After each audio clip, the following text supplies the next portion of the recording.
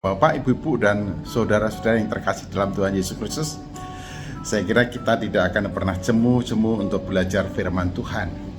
Hari ini kita belajar dari Daud berkenaan dengan apa yang dinyatakan melewati dan atau setelah menempuh perjalanan hidup yang begitu panjang. Bagaimana Daud menghadapi orang-orang yang menghina, mencerca, mengolok-olok di sepanjang perjalanan ketika ia dalam pelarian. Lalu bagaimana ia berkemenangan dalam menghadapi itu tanpa jatuh dalam dosa. Nah, sungguh-sungguh luar biasa. Mazmur 37 ayat 5 dan 6, demikianlah firman Tuhan.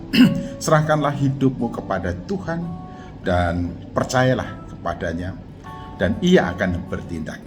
Ia akan memunculkan kebenaranmu seperti terang dan hakmu seperti siang. Ia akan memunculkan kebenaranmu seperti terang dan hakmu seperti siang. Pada waktu Daud dalam sepanjang perjalanan diolok-olok, dihina, dicerca, dan direndahkan begitu rupa, padahal dia adalah seorang raja. Sekalipun pada waktu itu ia dalam pelarian karena pemberontakan anaknya. Namun sepanjang perjalanan ia tidak terpancing, emosinya tidak terpancing, dan dia mampu mengendalikan diri dan hidupnya dan melihat itu dari perspektif yang positif.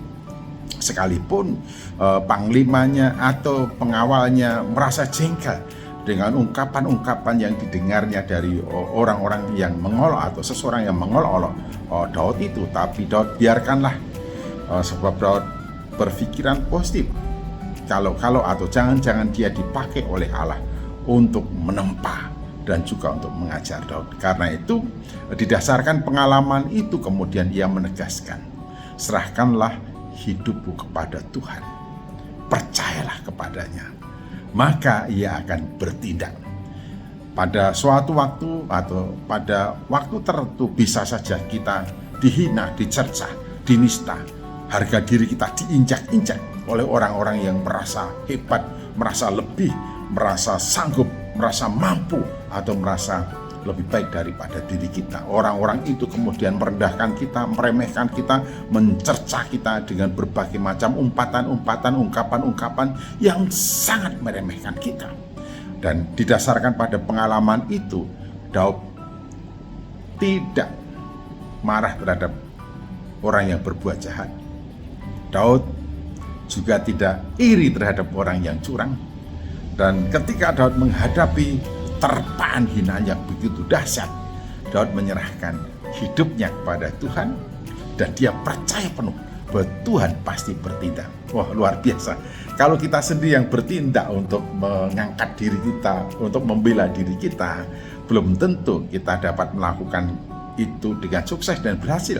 Tapi kalau Tuhan bertindak, tidak ada tindakan Tuhan yang gagal.